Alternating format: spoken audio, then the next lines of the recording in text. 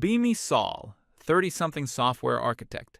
Not a code ninja or a rock star developer, just a guy who's really, really good at building systems that don't break. For the better part of a decade, I've worked at a mid-sized, unglamorous tech company. We make a complex logistics platform for other businesses.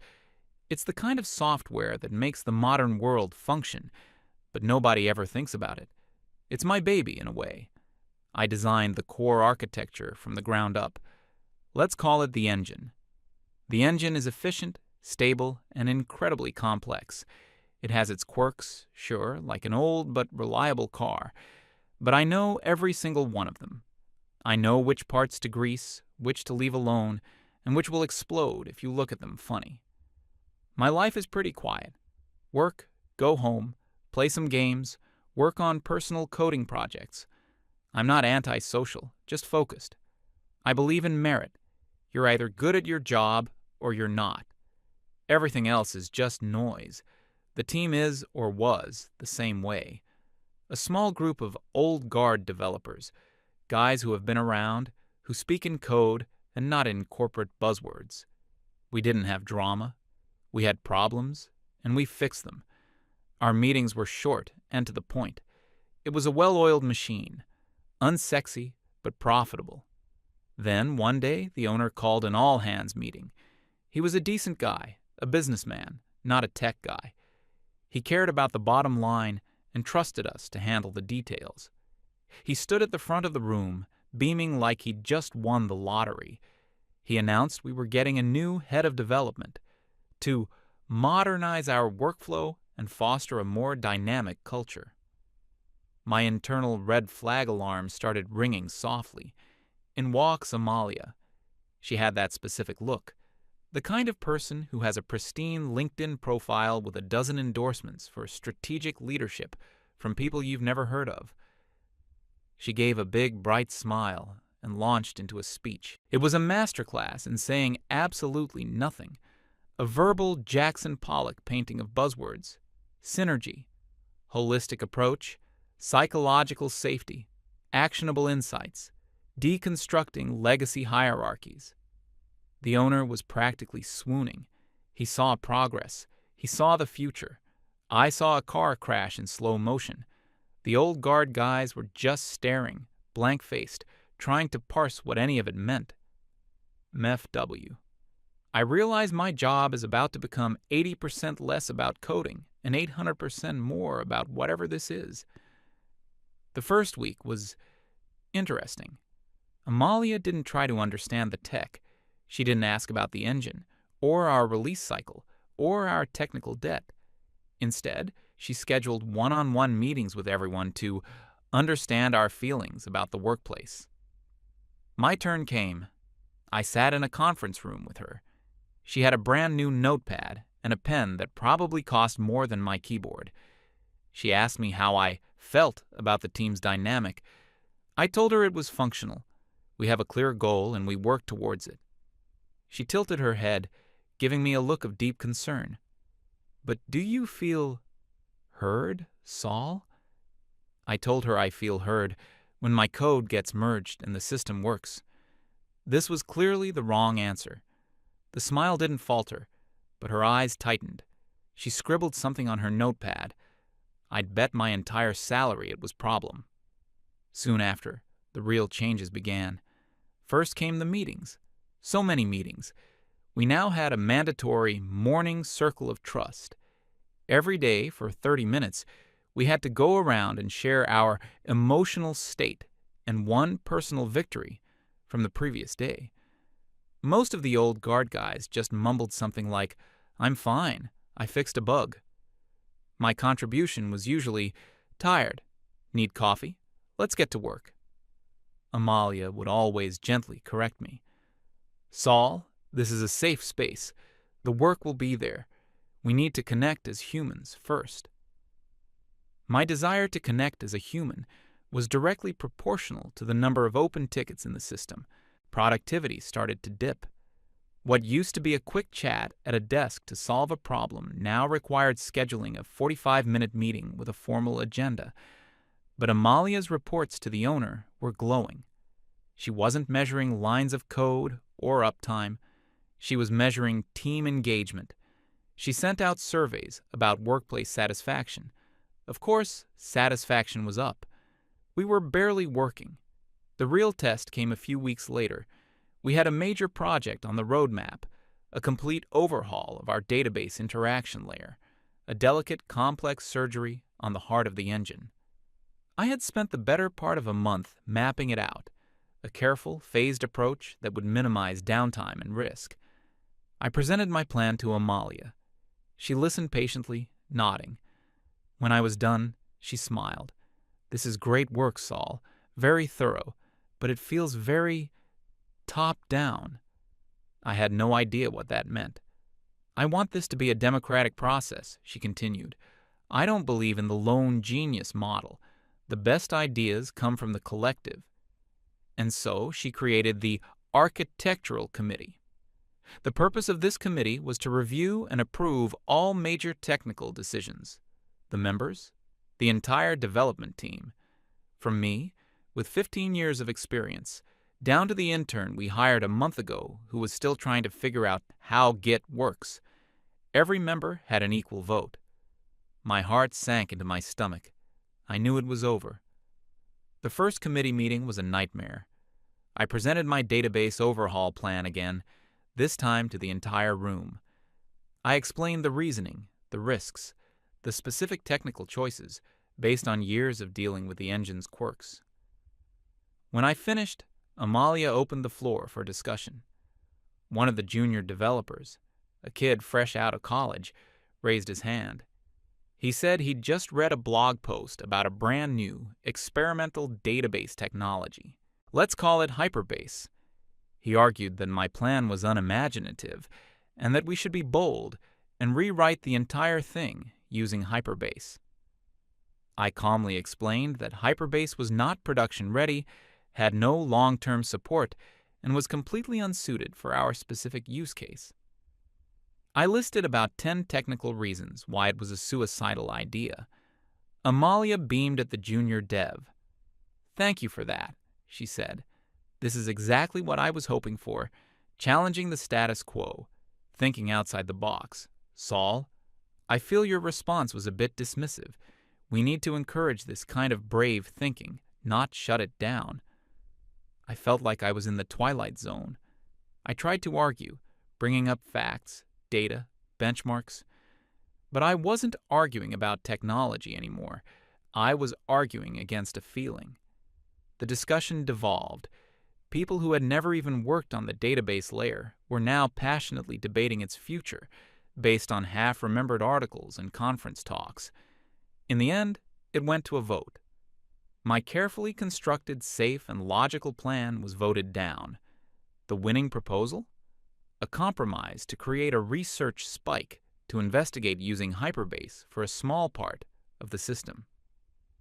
It was the stupidest possible outcome. It combined the risk of new tech with the complexity of integrating it into an old system, guaranteeing failure. The project, which should have taken 2 months, was now indefinitely stalled while a team of inexperienced developers tried to staple a rocket engine to a horse-drawn carriage. Amalia declared the meeting a resounding success for collaboration. I went back to my desk and stared at my monitor for an hour, doing nothing. This became the new normal. Every decision, no matter how small, was put through the grinder of the committee. My role shifted from architect to full-time debater. I had to write multi-page documents to justify changing a single line of code because someone might feel it was the wrong approach. My pull request comments were scrutinized not for their technical accuracy, but for their tone. I once left a comment saying, "This implementation is inefficient and will not scale. Please use the established caching pattern here." I was pulled into a private meeting with Amalia. She told me my comment was aggressive and created a hostile environment. She suggested a better way to phrase it would be, "Thank you for your contribution. I'm wondering if we might explore some alternative patterns here to enhance performance. I'd love to collaborate with you on that." I was being asked to sugarcoat facts to the point of incomprehensibility.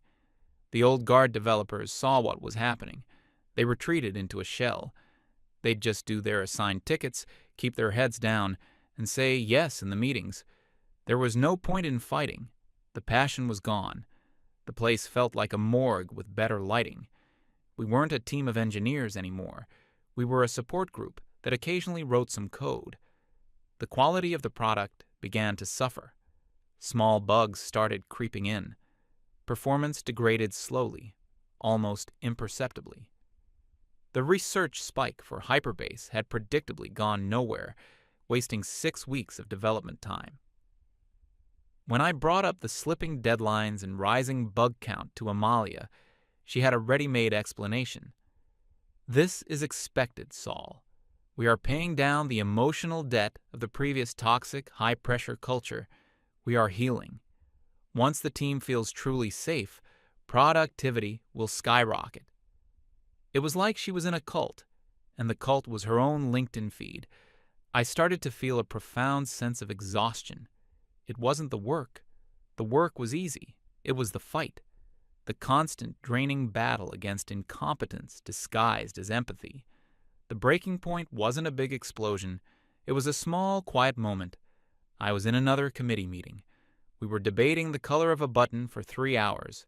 3 hours. The original ticket was a 5-minute CSS change, but the discussion had spiraled.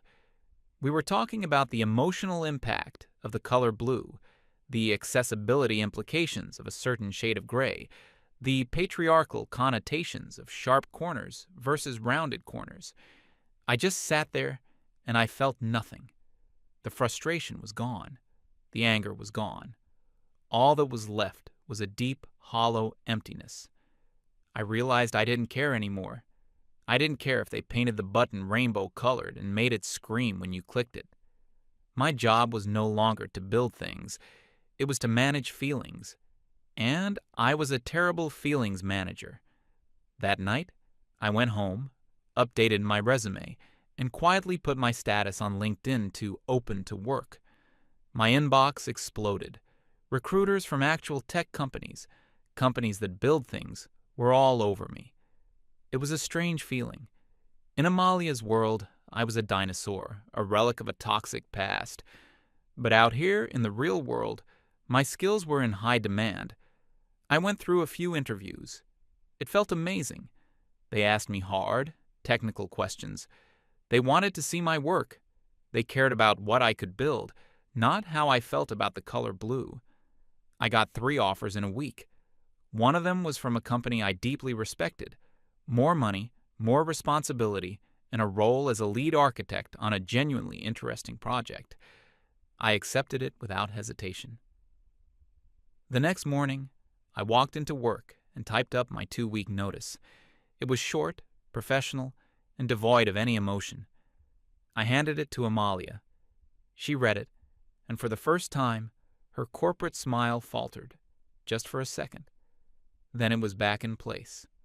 "Oh, Saul," she said, with a tone of rehearsed sadness. "I'm sorry to hear that. I had a feeling you weren't fully on board with the new direction. This is probably for the best." There was no counteroffer, no attempt to ask why, just a condescending implication that I was the one who couldn't adapt. That I was the problem. "I wish you the best of luck finding a culture that's a better fit for you," she said. I just nodded. "You too." My final 2 weeks were a blur of documentation. I was a professional.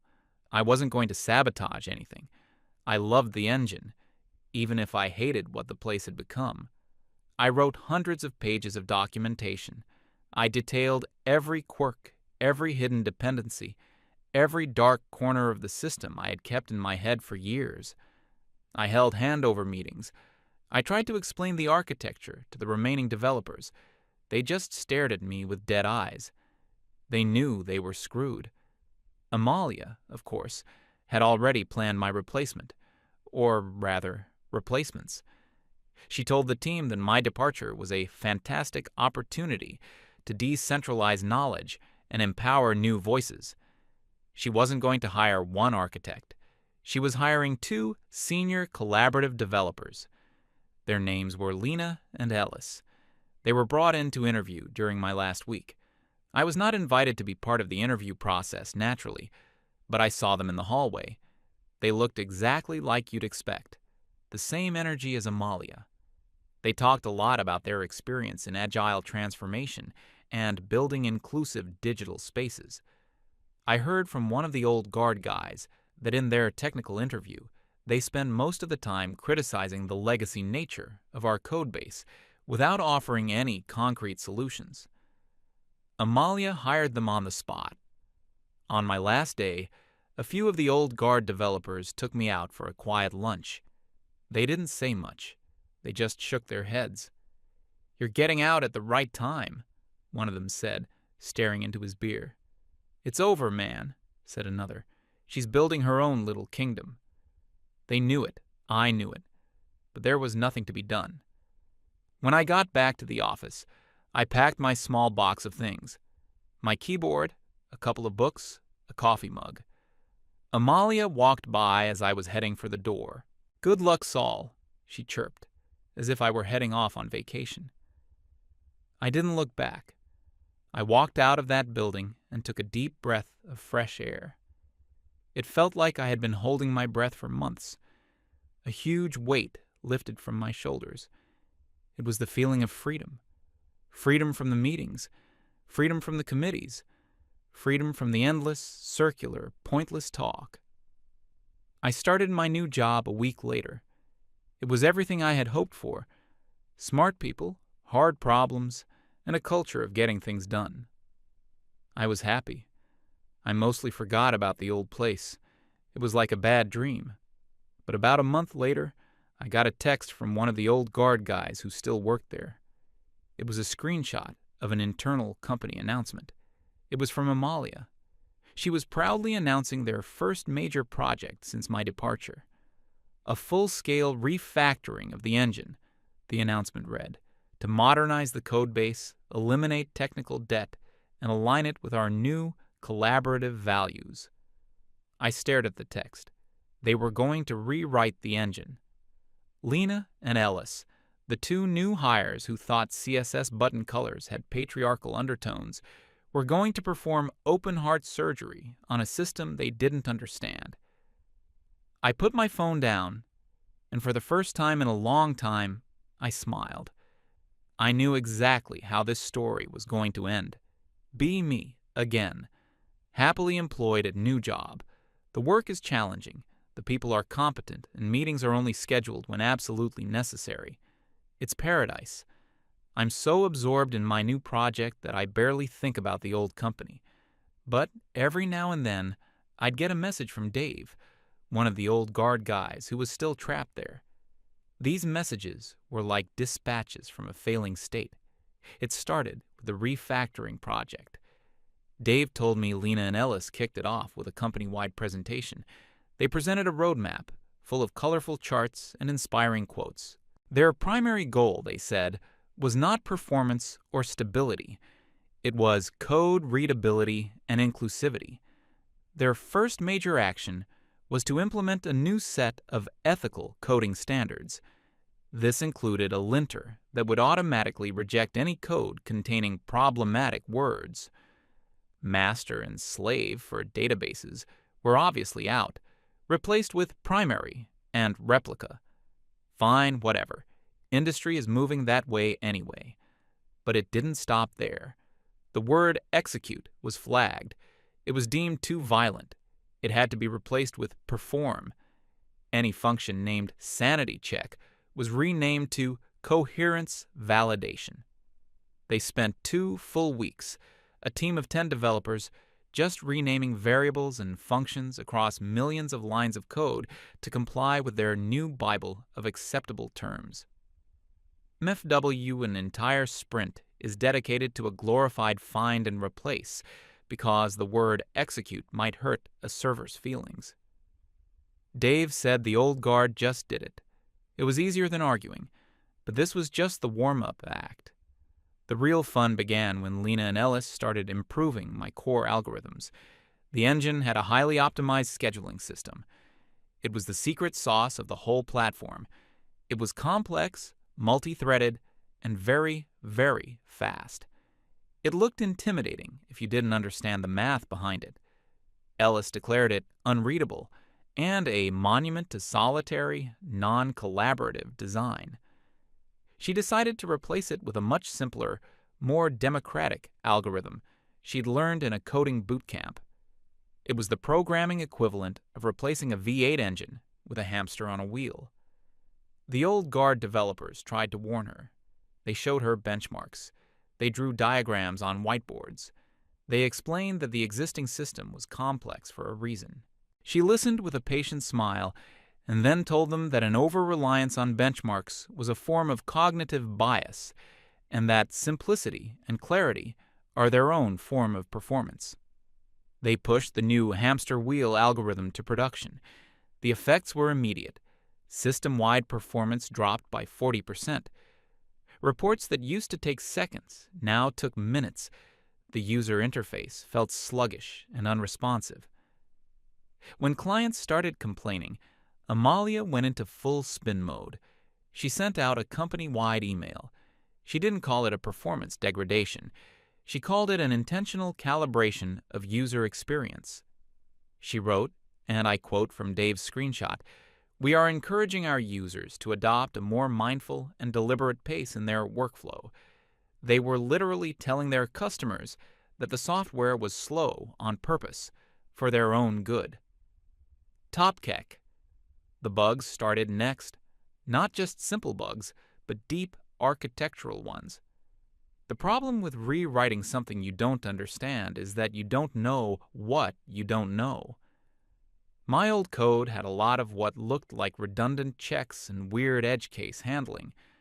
Lena and Ellis saw this as code bloat and defensive programming, which they considered a sign of a low-trust environment. They started simplifying the code, removing the checks, taking out the redundancies, and that's when the data corruption started. It was subtle at first. A customer's order would be duplicated, an invoice would be assigned to the wrong account. These were bugs as ghosts. They were rare, and the new team couldn't replicate them. When a user reported one, the official response from Lena and Ellis was usually user error or cannot reproduce. Amalia backed them up completely. She held a meeting where she explained that the vast majority of bug reports were actually a form of user resistance to change. The old guard knew what was happening. They could see the patterns. The bugs were happening in the exact modules that Lena and Ellis had simplified, but when they tried to raise the alarm, they were shut down. Amalia accused them of sabotage and failing to embrace the new culture. One of the best senior guys, a man named Mike, who had been with the company for 12 years, cornered Amalia in the hallway and showed her definitive proof on his laptop of how the new code was corrupting the database. The next day, Mike was fired. The official reason was creating a toxic and adversarial work environment. The message was clear. Find a problem, and you are the problem. After Mike was fired, the rest of the old guard went completely silent. Dave's texts to me became more desperate. He said the atmosphere was like a nightmare. Everyone lived in fear. The developers would just sit at their desks, wearing noise-canceling headphones, trying to look busy. Lena and Ellis were the new queens. They would spend most of their days in meetings, talking about future-proofing our paradigms and ideation sessions for a more empathetic user interface. They weren't fixing the growing mountain of bugs. They were designing new features for a platform that was actively crumbling beneath their feet. The system was now a Jenga tower with half the blocks pulled out. It was still standing, but barely. And then came the news of the big one, the Genesis project. It was a massive new integration with a Fortune 500 client, the biggest deal in the company's history. The deal had been signed a year ago, long before Amalia's reign. The technical requirements were huge. It required a new set of high-performance APIs, real-time data synchronization, and 99.9999% uptime. Basically, it required the old engine, the powerful, reliable one, not the new, mindful version. The deadline was set in stone. The launch was in 2 months. Dave told me the remaining old guard developers were in a state of quiet panic. They knew the current system couldn't handle it, not even for a second. They tried to tell Amalia. They warned her that going live would be a catastrophe. She dismissed their concerns as fear-mongering and an inability to adapt to an agile workflow. Her big solution: more meetings. She started Genesis Project Harmony sessions, where the team could share their anxieties about the launch. The problem wasn't their anxiety. The problem was that the code was fundamentally, catastrophically broken. Lena and Ellis, meanwhile, were supremely confident. They insisted that the final pieces of their refactoring would solve all the performance issues just in time. Their plan was to replace the final core module of my original architecture, the user authentication system, a week before the launch. This is the equivalent of changing the foundation of a skyscraper while people are still living in it. The old guard begged them not to. The existing authentication system was old, but it was battle-tested and secure. It had never failed. Lena and Ellis said it was over-engineered and not user-centric. They rewrote it from scratch in a week. I got a text from Dave the night before the launch. They're actually doing it. They just merged the new auth code. Pray for us. I didn't pray. I just made some popcorn. The next day was launch day. The owner of the company was there. A whole team from the new client was there. They had champagne on ice, ready to celebrate the multi-million-dollar deal. The whole office gathered around the main conference room, where a giant monitor showed the system status. Amalia stood at the front, glowing. She gave a speech about the incredible journey they had been on, how they had overcome cultural hurdles and built a team based on trust and empathy. She gave a special shout-out to Lena and Ellis for their visionary leadership. Then, with a theatrical flourish, she looked at Ellis and said, "Do it." Ellis, sitting at a laptop connected to the big screen, typed a command and hit enter. The deployment script started running. For a moment, everything looked fine. Green check marks appeared on the screen. Then the screen turned red. A single critical error message appeared. Fatal, database connection pool, exhausted.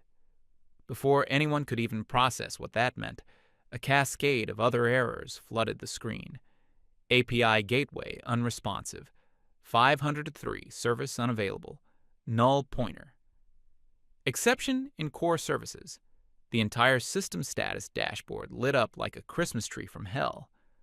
On the other side of the room, someone gasped. They had the public website open on their laptop.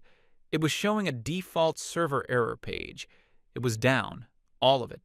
The main platform, the customer portals, the internal admin tools, everything. The system wasn't just broken. It had been erased from existence. A dead silence fell over the room. The faces of the client team went from celebratory to stone-cold fury. The owner looked like he had seen a ghost. Amalia's smile was frozen on her face, a grotesque mask of denial. Lena and Ellis were frantically typing, their faces pale. They looked like children who had just broken their mother's favorite vase. It's just a temporary glitch," Amalia stammered, her voice an octave too high. "The system is just recalibrating." The owner turned to face her. I've never seen a man look so calm and yet so utterly terrifying. He didn't shout. He spoke in a low, deadly voice. "Fix it." Lena and Ellis couldn't fix it. They had no idea what was wrong. Their new, simplified authentication code had created an infinite loop of connection requests that had instantly overwhelmed and crashed the entire database cluster. And because every single service depended on the database, the entire platform had imploded. They were trying to restart the servers, but the system would just crash again instantly. They were completely out of their depth. Amalia kept walking behind them, whispering useless corporate slogans like, "Let's think outside the box," and "What are our actionable next steps?" After 10 minutes of this agonizing failure theater, Amalia did the one thing she knew how to do. She found someone else to blame. She turned to the owner, her face a mask of grave concern. "This is sabotage," she said, her voice filled with fake emotion. "The system is fighting back. This is Saul's legacy code. It's so convoluted and toxic, it must have had some kind of hidden time bomb in it. She was actually trying to pin the whole thing on me. And for a second, it looked like the owner, who knew nothing about tech, might actually buy it. And that's when Dave stood up. Quiet, unassuming Dave, who had been sitting in the back of the room the whole time. He walked to the front, took the keyboard from a stunned Ellis, and plugged his own laptop into the main screen. He didn't say a word. He just opened up the version control system. He brought up the history for the authentication module. And there it was, for everyone to see. A log of every change, every line of code, time-stamped and with the author's name next to it. The screen showed my last commit to that file, dated over 3 months ago, followed by a long list of commits from Lena and Ellis over the past week, culminating in a massive 5,000-line change that was committed the night before. Dave clicked on that final commit. He brought up a diff, a side-by-side comparison. On the left was my old stable working code. On the right was their new, broken, simplified garbage. He pointed to one specific block of code on the right. "There," Dave said, his voice clear and steady. "That's the infinite loop. This has nothing to do with Saul's code. This was committed yesterday at 10:32 p.m. by Ellis." The evidence was absolute, undeniable. You can't argue with Git blame. It's the ultimate source of truth. The room was so quiet, you could hear a pin drop. Amalia looked at the screen, then at Dave, then at the owner. The blood drained from her face. Her entire narrative, her entire kingdom built on buzzwords and blame, had been demolished by a single, factual screen of information. She opened her mouth, but no sound came out. The owner stared at the screen for a long, long time. Then he looked at Amalia, Lena, and Ellis. He pointed a shaking finger toward the door. "Get out," he whispered. They just stood there, frozen. "Get out," he roared, his voice echoing through the silent office. "Pack your things and get out of my building. You are all fired." The aftermath was brutal. Dave told me the company had to issue a public apology and pay a massive penalty to the client for breaking the contract. They hired an expensive team of outside consultants to come in and fix the mess. Their first recommendation? Roll back the entire code base to the last stable version, my version. It took them 3 months and cost the company over $1 million just to get back to the state they were in the day I left. I get texts from Dave sometimes. He got a huge promotion and is now leading the effort to rebuild the team. He's only hiring people who can actually code. Lena and Ellis, according to their LinkedIn profiles, are now freelance diversity and inclusion consultants. And Amalia? She started a blog. She writes long, angry articles about the inherent sexism of the tech industry and how her visionary leadership was crushed by the patriarchal resistance to change. She paints herself as a martyr, a victim. Sometimes I read her posts and I just laugh because I know the truth. I saw it happen. She wasn't a victim.